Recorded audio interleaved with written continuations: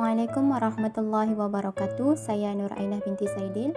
Hari ini saya akan berkongsi sedikit berkaitan dengan cinta Rasul dari segi biodata ringkas Rasulullah SAW, peristiwa penting dalam kehidupan Rasulullah SAW dan cara menyuburkan rasa cinta kita terhadap baginda. Binti Saidin akan berkongsi sedikit mengenai keturunan, kelahiran dan kisah hidup Nabi Muhammad SAW.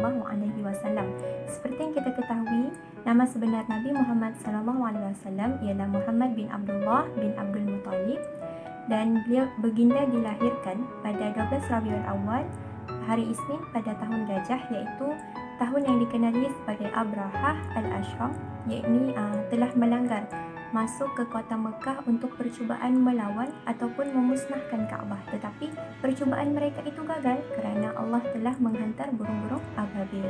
Manakala nama ayah baginda pula Abdullah bin Abdul Muttalib bin Hashim bin Abdul Manaf bin Qusay bin Kilab bin Murrah bin Ka'ab bin Lu'ay. Manakala ibu baginda pula Aminah binti Wahab bin Abdul Manaf bin Zahrah bin Hakim.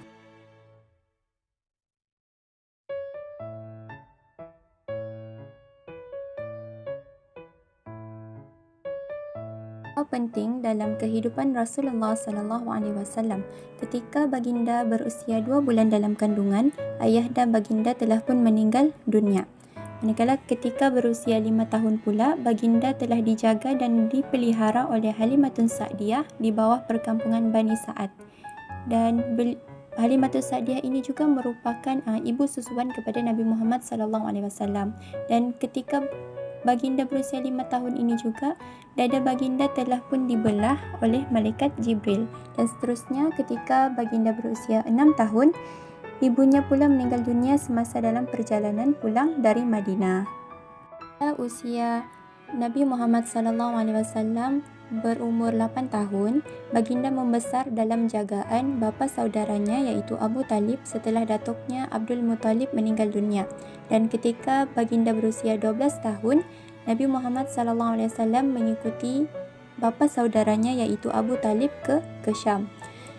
Ketika berusia 20 tahun pula, baginda mengembala kambing di perkampungan Bani Sa'ad dan di Mekah. Kemudian baginda melebarkan sayapnya dalam dunia perniagaan di luar kota Mekah. Baginda 25 tahun, datang seorang saudagar kaya yang mulia hatinya iaitu Sayyidatina Khadijah yang menawarkan usaha sama dengan baginda Nabi SAW dalam perniagaan. Dan ketika itu Nabi SAW dibantu oleh Maisarah iaitu pembantu Sayyidatina Khadijah, yang mana ketika itu baginda bersetujulah, lalu mereka pergi berniaga ke Syam. Dan ketika berada di Syam, mereka memperoleh keuntungan yang sangat besar.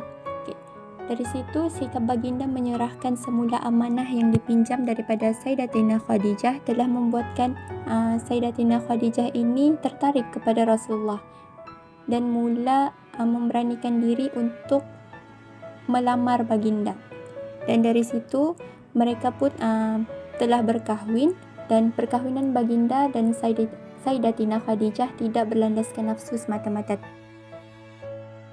Seterusnya, cara menyuburkan rasa cinta kita terhadap Rasulullah SAW.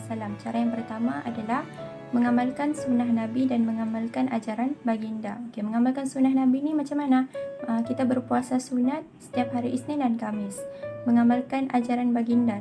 Perkara ini dapat dibuktikan dalam surah Al-Imran ayat 31. Maksudnya, katakanlah wahai Muhammad, jika kamu mencintai Allah, maka ikutilah daku. Nescaya Allah mencintai kamu serta mengampunkan dosa-dosa kamu. Allah Maha Pengampun lagi Maha Mengasihani. Cara yang kedua adalah menyebarkan ilmu kepada masyarakat. Walaupun ilmu yang kita ketahui itu tidak begitu banyak, tetapi at least apa yang kita ilmu yang kita dapat tu kita sampaikan kepada orang lain agar ilmu yang kita dapat tu bermanfaat. Dan yang ketiga, meneladani sikap dan perilaku baginda serta taat akan perintah yang telah Allah tetapkan.